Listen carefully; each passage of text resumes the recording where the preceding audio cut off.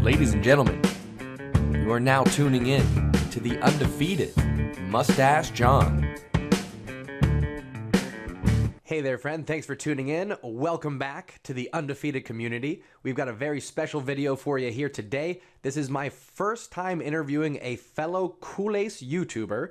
We've got Pablo from Barca Universal joining us here today. I asked him a little bit about his background, how he actually started following Barcelona, and then we jump right in to current state of Barcelona. We talk about Xavi, we talk about up-and-coming players like Ansu Fati, Pedri, and Gavi, and perhaps most importantly, we talk about the upcoming match against Bayern Munich. For those of you that have been following the channel for a while, you've heard me talk a little bit on Wake Up in Barca about how I want to keep expanding this community. I want to start collaborating with other people, and this was my first attempt at it. This was my first real interview on the channel. I did have the often defeated Mustache Steve on at the beginning of last season just to talk about how things might play out, but this was my first, like I said, with a fellow Culés, a fellow YouTuber, and I gotta say, this was really fun for me. It was cool to connect with someone like Pablo. Overall, he was a very kind, a very humble guy, and I really appreciated the conversation, and you could tell he really had a lot of passion for Barcelona. For those of you that are not familiar with Barca Universal, you definitely need to take some time to check out his YouTube channel.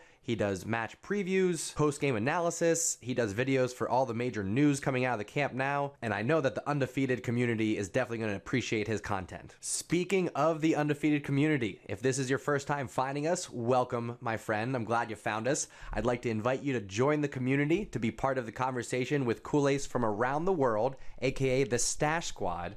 We come together for all the Barcelona matches. I give live commentary. I update the score so you don't miss any of the play-by-play action, whether you're watching it on your own or you can't see it yourself. Maybe this is the best way for you to stay up to date.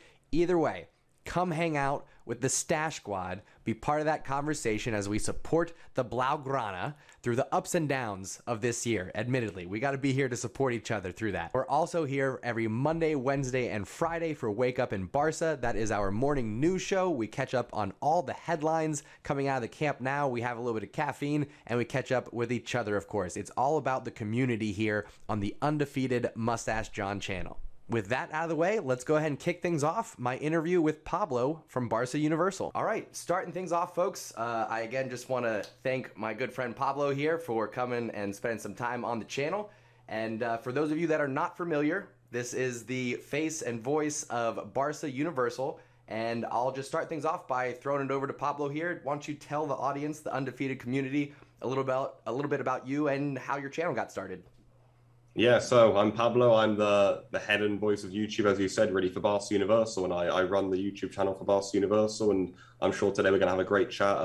John, thanks for inviting me on. I'm looking forward to speaking about Barca and everything, and it should be a great chat. So yeah, hello everyone.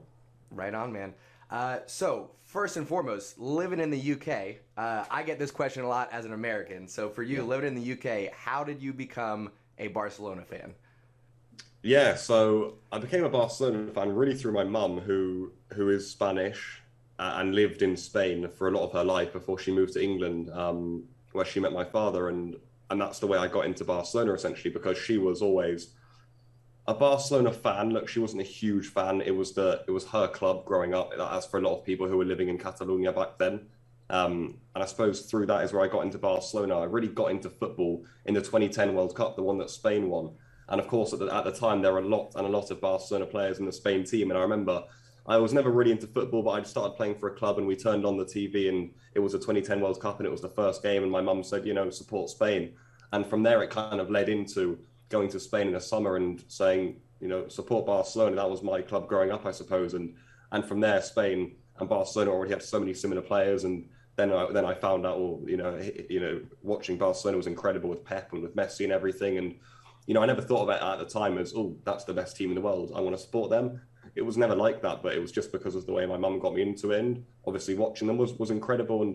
And since then, I haven't looked back. And, now it's something religious with Barcelona. It's a massive part of my life. And obviously in the tough times, it hurts more now, which I'm sure we'll get on to later. But yeah, that's how I got into Barcelona. Yeah, man, that's awesome. I'm sure you saw a smile coming across my face there. You're just bringing up so many good memories. You know what I mean? Yeah, 2010. That was for me. I was a few years into my Barcelona supporting yeah. days, but that was the year that my wife and I actually started dating. So Really? yeah, I've got chills just talking about it, dude. Just the memories that Yeah. you're bringing up. You know what I mean? And that's I think one of the things that Barcelona makes it easy to love them, right? They're such a fun team to watch. The way that they play, the style that they bring. I don't know if you've watched the documentary "Take the Ball, Pass the Ball." I have. Yeah, I have. Oh my god, I just rewatched it again for the first Yeah, time really. Yeah. just to feel it again. You know what I mean? I'm just like, that's why we're Kool Ace, right? Yeah. No. Yeah. It's incredible. I mean, look, it's an incredible club. Like, it's for me, it's the greatest club in the world. So it makes it even sadder now to see where we are now. But it's all about trying to get back and supporting the team in the lowest points. But Barcelona back in the golden areas. It is something incredible for me. I think it's the greatest team of all time that period. Yeah, absolutely. So, do you have a favorite Barcelona memory since we're kind of talking about the past? We are going to talk about current things. Don't worry. We're definitely going to talk about that. Do you have a favorite memory from Barcelona? I mean, yeah.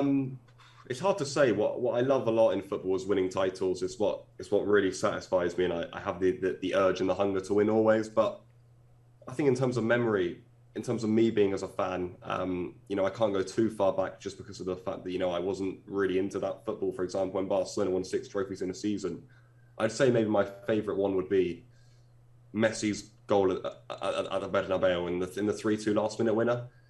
It was probably between that or Sergio Roberto's against PSG, and I've gone for Messi just because I thought, when was the moment where I just, lost my head celebrating a goal and thought, my goodness me, this is the most incredible moment of my life. And I think Messi's goal against Real Madrid was that, partnered with Roberto's against PSG. My God, I mean, it was such an incredible moment just because it felt like we'd lost the game, we'd slipped up, and then when we were breaking, I was thinking, no way, no way, no way, no way. And then when Messi put it in, what an incredible moment. Yeah, I hear on that one. So I was in Barcelona days before that. Like days before. Our plane landed back in America, I think 2 days before that match. So we saw the 2 matches leading up to that in La Liga where they won like 6-1 and 5-1, something like that. We were in the stadium for those. And same thing, before Neymar scored the free kick, I was like, I'm almost ready to walk out of the room. I'm ready to turn this off and walk out. And praise be I didn't, because that would have been, you know what I mean? I think I gotta say for me, it's Stamford Bridge, Iniesta. I literally bouncing off the walls. I had just sunk down into my chair, thinking all is lost, and then the magic happens. So again, just it's good to have those memories as we approach talking about current state Barcelona. What can we do this year? Is there any possibility that we're going to get a trophy? It's highly unlikely. Is a sad reality. I'd never write us off or say we can't win a trophy. For example, we've got the Supercopa coming up in January. That's a trophy technically. It's just if Barcelona win 2 games, Barcelona have a title under Xavi within 2-3 months from being in charge, and everyone's thinking, that's amazing. So that's football. It can change like that, and that's why you have to be so aware and so consistent, which we're not right now. So in reality, no, I don't think Barcelona is strong enough. I don't think we have the core, the backbone, the ideas that we want to see under Xavi implemented. They're not there yet, and they won't be for a while, I suppose. I think Barcelona are in a dangerous spot. I really do. I said that after the game yesterday because it is dangerous. It is quite sad to see, and I think title this season is unlikely, but Barcelona have got to see what they can make out of the season because, we don't want to slip too far. We've got to try and get into that top 4. That's huge. If we can go on a run in the Copa del Rey, great. If we can somehow snatch the Super Cup away from Real Madrid or Atletico, then great. In the Champions League, who knows what's going to happen? Is it Tuesday against Bayern? I mean, I don't know. Maybe we'll speak about that in a moment. But yeah, look, Barcelona are in a dangerous position this season, really dangerous. Can we win silverware? Of course we can, but is it highly unlikely? Yes. Yeah, I don't think I can disagree with anything that you said there, to be honest. I think that if we are to get a Supercopa trophy, I think that's, a nice thing to put in our cap, certainly. If we go through Real Madrid, obviously, that's a little prestige. a little momentum for us. But I think some of the points that you made, even if we do win Supercopa, even if we do win Copa del Rey, if we're not in the top 4 at the end of the season, that's a loss for me. I think we are in a very dangerous position, particularly in Champions League, like you said. Going into that, I can't say I'm optimistic. I want to say that I feel like there's something about the Xavi era that makes me want to say we have a chance. You know what I mean? But it's very early on. It's very early on. We got to be patient with them. And I think the fact that we don't have Ansu, Dembele's still coming back from injury. Memphis, to me, feels like he's struggling a bit with maybe he needs a break too. So I don't know which is which is going to be more likely, that we get a result in Munich or that Dynamo get a result that we need against Benfica. Honestly, I think it's more likely Dynamo get a result against Benfica. My hope with playing Bayern was that because they're already through, they're already qualified, they would play their second team. Judging by what we've been hearing in the media and what their players have been saying, it doesn't sound like Bayern are playing their second team against us. It sounds like they want to batter us, which I find a bit strange, to be honest, but it's football, we'll play the best team and try and beat them, of course. But I thought, a lot of the time when teams are top, they rotate. We've done it a lot of time, for example. Do you remember when we beat Inter Milan 2-1 and we played our second team and they needed to win? I don't know how they didn't win that game when they needed it so much and we needed so little. But we rotated, we played like Todibo and Alenyan, Firpo, and, it's just natural almost. You rest for the weekend if you have the chance, if you play a meaningless game. But I think Bayern are going to go full strength is what I'm trying to get at here. So that's going to be incredibly tough. I think if you've watched, of course, everyone's watched our games on the Xavi. I've been impressed with the progression. I think tactically he's trying to try new things, and I like to see that. That's where you start to actually try and implement new ideas, but we're just not there yet. You look at the Betis game yesterday. If you think that we can go to a full strength Munich and beat them, it would take a miracle. But we're going to go for the miracle because that's what we're here for. So, do I think it's more likely that Dynamo get a result against Benfica? I think yes. Even that I think is unlikely because Dynamo are already out and in fourth, I believe. And Benfica need to play for so much. So that's what makes this really difficult. We can hope. All we can do is hope. Let's see what Dynamo can do. And I think it's more likely they get a result than us. Yeah, I think you're right. Dynamo have less to play for. I think the motivation to play spoilers for Benfica to get Barcelona in maybe doesn't do it for them necessarily. Yeah. So we're hoping on their professionalism, just getting points, result for their fans and their supporters, maybe something like that. But you said it. We've seen the magic before. We've seen miracles happen before, and that's why I've got that glimmer of hope. It feels like Xavi came walking into Barcelona holding the hand of Lady Luck. You know what I mean? Yes, Batiste, that luck kind of ran out a little bit, but maybe that's the reality check that we needed to go into Bayern and get that admitted miracle. Like, we're not at the point where we can go into Bayern and expect to win, consistently. Like, if we play Bayern right now, 10 matches, maybe we win that one. I'm hoping that we get that one coming up in Champions League. That's what we're all hoping for, right? No, yeah. I feel the exact same way with that one. Yeah. So there's some questions going into it, of course, particularly around some of the players' fitness. Yeah. We all want to see Ansu, but if he's not 90 minutes match fit, it's kind of a risk to put him on there. So I don't think he's going to start just based off of reports that we've been seeing so far. So here's the question. If Ansu isn't fully fit by match day and there's 10 minutes left against Bayern and we need a goal, do you risk putting him on in that match? I mean, I'm all for taking risks. If the game was on a knife edge and we could snatch it, I would say yes. Probably my sensible head would say no, if he's not fully fit, leave him at home and just move on and play the other guys, which I think is what Barcelona are going to do, unfortunately.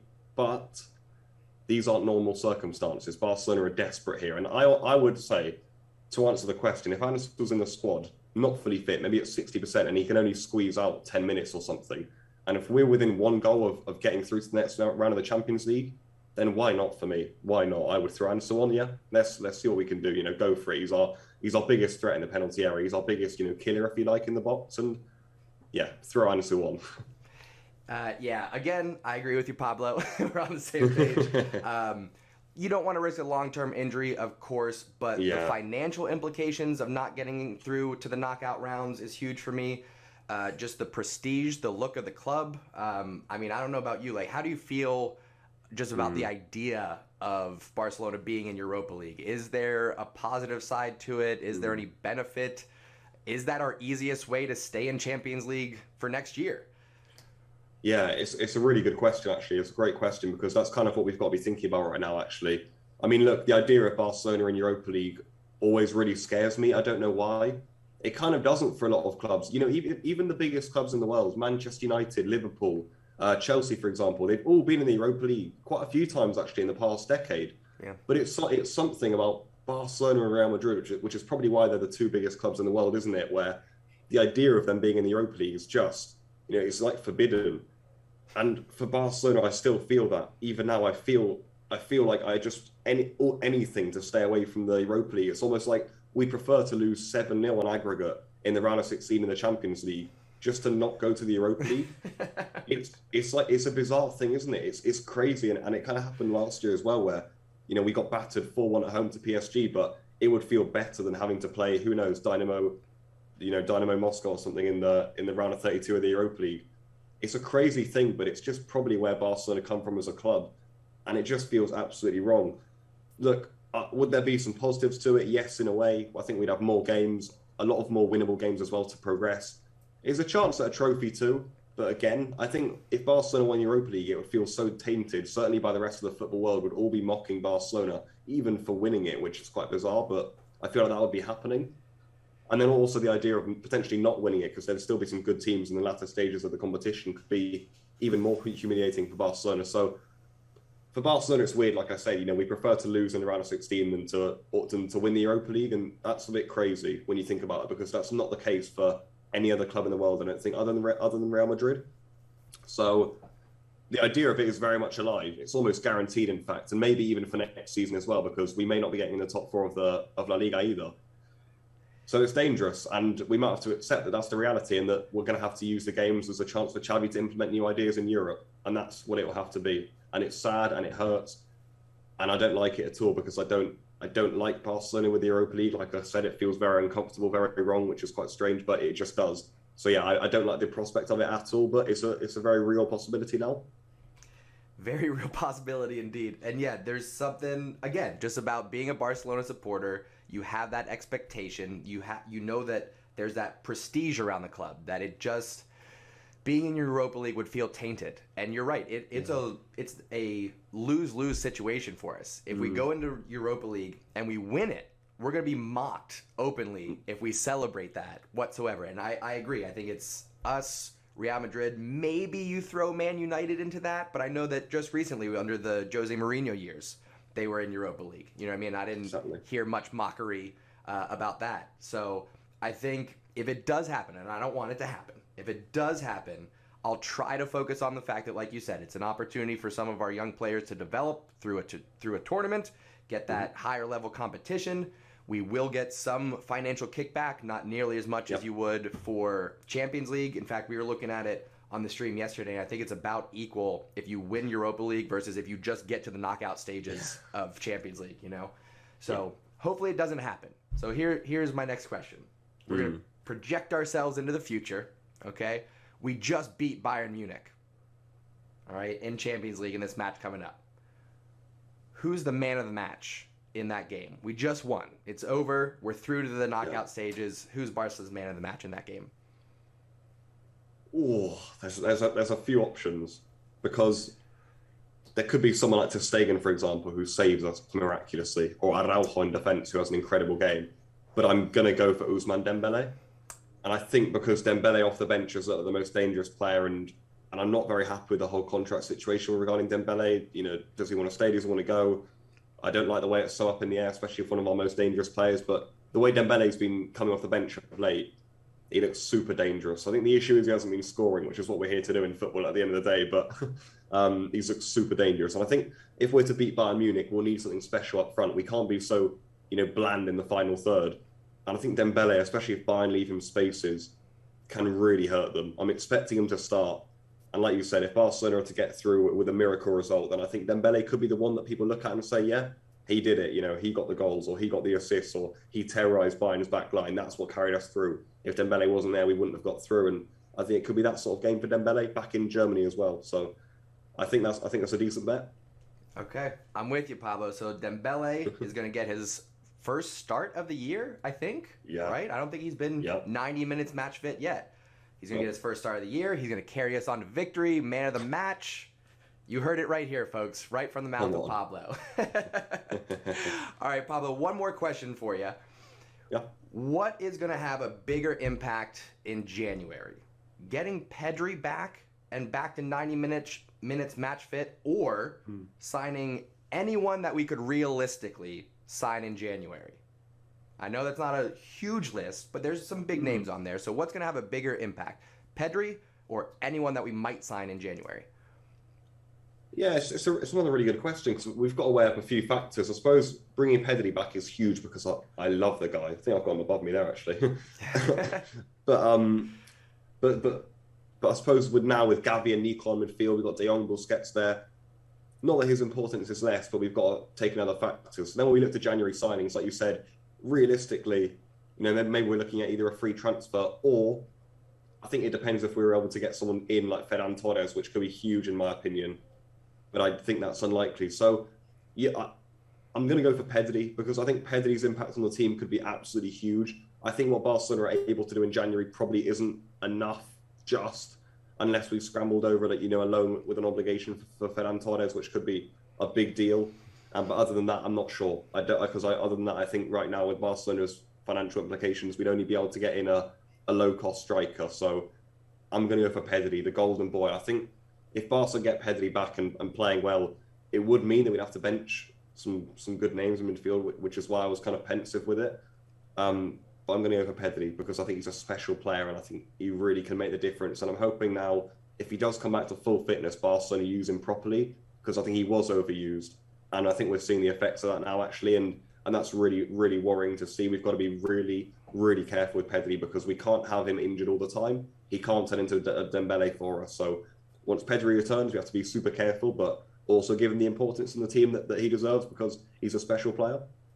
Yeah, absolutely. I agree with you. I think we're kind of letting ourselves get caught up in some of the headlines coming out of the media around all the transfers, looking at Ferran Torres, looking at Sterling, rumors of Werner and Ziyech coming over together. It's like we really need to be careful about where we are putting our money right now.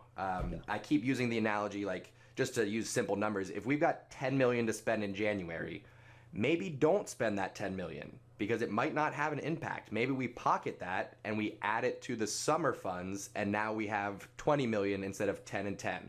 I think we got to be a little bit clever with how we spend our money over the next 2 years, because it's going to take that much time just to get the books balanced to where we can maybe sign a top player to bring in and be that cherry on top. But I really like that you brought up that all of a sudden, with the emergence of Nico and Gavi, our midfield is a little bit crowded. Busquets is overplaying my expectations. I love the guy. He's a hero, but I thought it was time to hang him up.